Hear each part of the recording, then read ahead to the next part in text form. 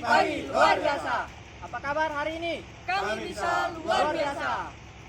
Baik teman-teman, di sini kami akan melakukan penjelasan tentang bulldozer D31P. Di sini saya sebagai grup leader yaitu Krisanto Grata Awibere, dan ini rekan-rekan saya. Saya Billy Jova Prawata sebagai toolman. Saya Cecilia sebagai parku. Saya Adit sebagai mekanik 2. Saya Alvin sebagai mekanik 2. 1. Ayo, gak apa-apa. Nah, teman-teman, sebelum kita melakukan penjelasan pada unit bulldozer, yaitu yang harus kita perhatikan terlebih dahulu yaitu safety, karena safety itu sangat penting bagi tubuh kita. Kita sebelum melakukan pekerjaan, kita harus menjaga tubuh kita agar tetap lancar saat bekerja. Nah, safety yang kita gunakan di sini yang pertama yaitu safety helmet, yaitu melindungi kepala kita dari benturan-benturan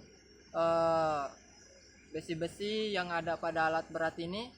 Dan yang kedua safety gloves, melindungi tangan.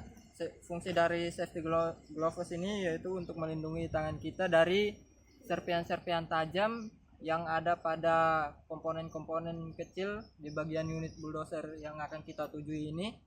Dan yang kedua yaitu ketiga yaitu baju kursus yang didesain ada reflektornya agar kita terlihat pada saat cuacanya gelap.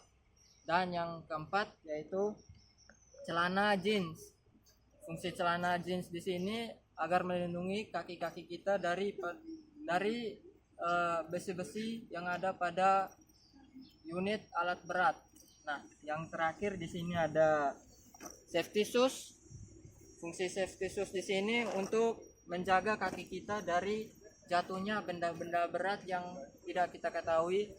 Dan satu lagi, kita harus tetap waspada pada saat pengerjaan atau perbaikan unit yang akan kita kerjakan. Sekian penjelasan dari saya, kita akan menuju ke unitnya. Nah, unitnya di bagian depan sana. Di sini saya akan menjelaskan tentang kelistrikan pada bulldozer D31P yang di sini ada engine water temperature valve. Ini berfungsi untuk mengetahui temperatur oleh radiator. Nah, di sini ada fuel meter fuel. Ini berfungsi untuk mengetahui jumlah bahan bakar. Nah, di sini ada service meter atau yang juga horse meter, berfungsi untuk mengetahui jumlah pemakaian engine dan jadikan patokan untuk maintenance. Dan ini ada charge lamp. Nah, ini pada saat engine running, kalau ini indikator ini menyala maka ada masalah pada pengecasan di unit ini. Nah, di sini ada engine oil pressure warning lamp. Ini berfungsi untuk mengetahui jika oli pressure engine rendah maka ini akan menyala. Dan di sini ada air cleaner clogged warning lamp. Ini akan menyala jika air cleaner buntu yang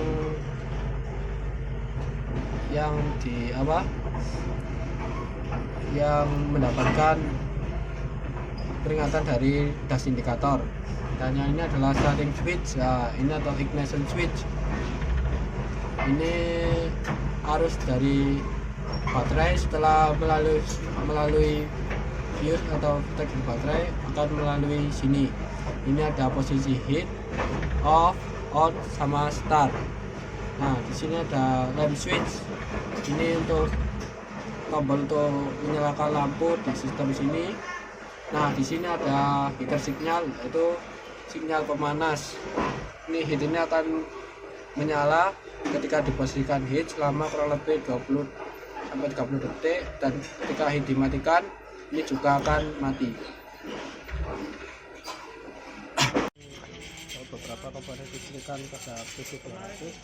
Oke, di sini ada baterai sebagai sumber energi listrik. Nah, ini baterainya dirangkai secara seri supaya mendapatkan voltage 24 volt. Ini bisa dilihat ini plus ketemu min. Nah ini ada juga ini baterai relay yang nanti akan membubuhkan positif baterai dengan B nya starting motor. Nah ini nanti akan disalurkan di starting motor. Nah ini ada safety relay berfungsi sebagai ketika engine-nya running ini akan memutus aliran di starting motor, sehingga di starting motor itu tidak bisa bekerja saat engine sudah running. Ini adanya safety relay. Nah di bawahnya safety relay ada namanya heater relay. Ini relay yang digunakan sebagai sistem pemanas di dalam kelistrikan. Ini bisa dilihat, ini heater relay yang di bawahnya safety relay ini.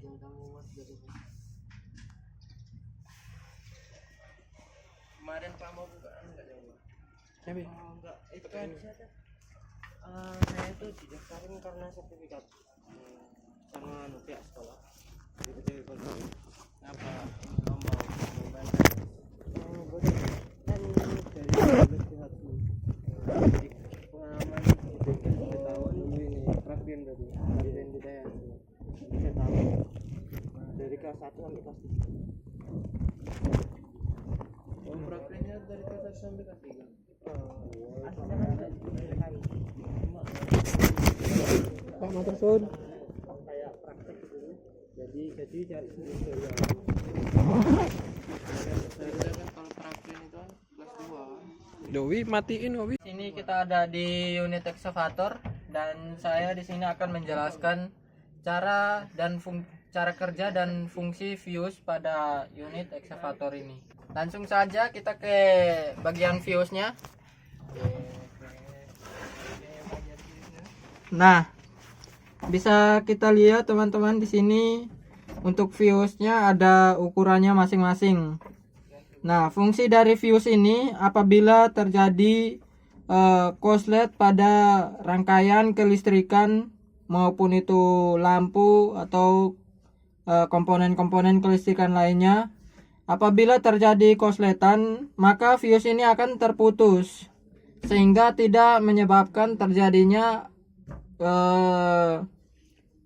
kebakaran di kabel-kabel. Nah itu bisa jadi karena korslet. Nah fungsi fuse ini untuk menjaga agar kabel-kabel atau komponen-komponen dalam keadaan aman. Nah jadi ketika ada arus yang melebihi batasnya maka fuse ini akan putus. Nah apabila terjadi putus pada fuse ini, maka yang harus kita cek adalah alur dari rangkaian, mau itu rangkaian kelistrikan atau rangkaian komponen lainnya. Nah kita akan mengeceknya satu-satu. Ketika kita menemukan korsletan, maka kita akan memperbaiki korsletan tersebut dan mengganti fuse ini, sehingga pada saat penggantian masalahnya tidak terulang lagi. Nah, di sini ada fuse yang kapasitasnya ada yang 10, 20, 15. Nah, ini untuk fuse-fuse-nya. Jadi maksud dari 10, 20 ataupun 15 ini adalah ampere. Ampere yang melalui fuse ini.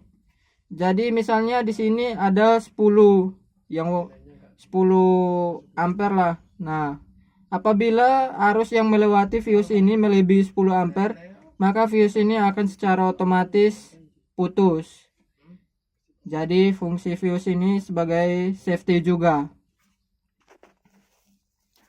Oke, untuk penjelasan untuk fuse cukup sekian. Kita lanjut lagi ke bagian lainnya. Di sini saya akan menjelaskan cara kerja dari controller. Nah, untuk posisi controller sendiri pada unit excavator strip 200. Nah, dia ada di belakang tempat duduk operator. Ada di bagian sini. ini fungsi dari controller ini, dia akan menerima output dari sensor, dan output dari sensor akan masuk ke input controller ini atau ECM.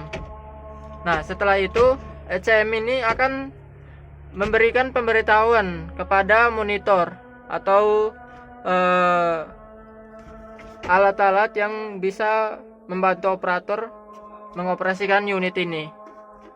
Sekian dan terima kasih. Jelaskan Headlamp. headlamp. Di sini ada headlamp.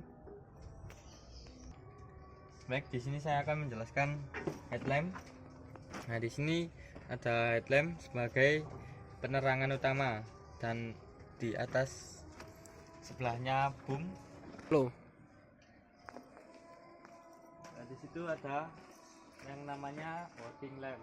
Fungsinya sebagai penerangan saat bekerja pada malam hari agar terhindar dari dari kecelakaan kerja saat malam hari. Baik, di sini ada horn. Fungsinya sendiri saat sebelum melakukan atau sudah menjalankan eksa, ini horn ini berfungsi sebagai peringatan ataupun kode untuk operator. Akan menjelaskan kontrol idle.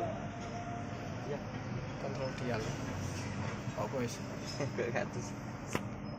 Kontrol dial, full kontrol dial. Ini aku kontrol dial. Nah, di sini ada full control dial. Fungsinya sebagai mengatur tinggi rendahnya RPM atau besar kecilnya putaran gas. Nah, seperti ini.